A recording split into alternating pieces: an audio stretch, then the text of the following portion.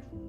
I'm really excited to share with you the first few steps of my sewing journey. I feel like I really got interested in sewing from watching thrift-flip videos on TikTok and YouTube over the past few months. Through that, I stumbled across a number of channels that I've really learned a lot from.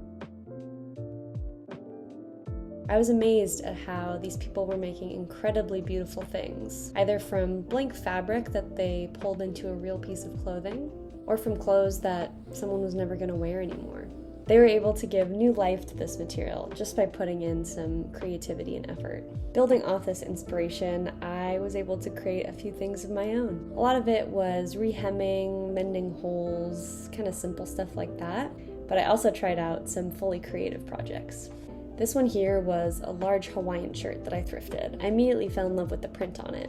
The blues and purples work so well together. I tried it on and it just didn't fit right, so I was thinking of either bringing it back and re-thrifting it again, or selling it online, but then decided to just see what I could do. I knew I wanted to get rid of the collar, so I opted for a V-neck neckline. Then I thought it would be cool to have the same shape on the back and, show a little skin. Then I thought it'd be cool to add tie-up straps, since I don't have any in my wardrobe so far. Lastly, as I tried it on, it still fit a little big, so I wanted to try something else. I did sort of a makeshift gathering of fabric right underneath my bust by sewing 2 straight lines on either side.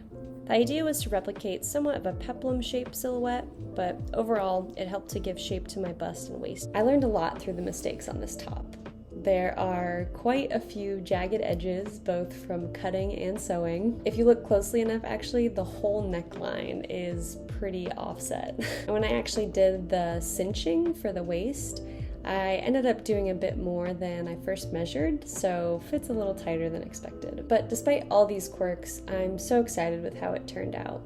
It feels like a whole new shirt, totally different from where I started, and it was a fun challenge to just wing it on my own. I'm really excited to share more ideas with you next time. Give a like and subscribe if you enjoyed this content and want to see more. Thanks for watching along with where I'm at in my sewing journey. Tune in next time to see what else I'm up to.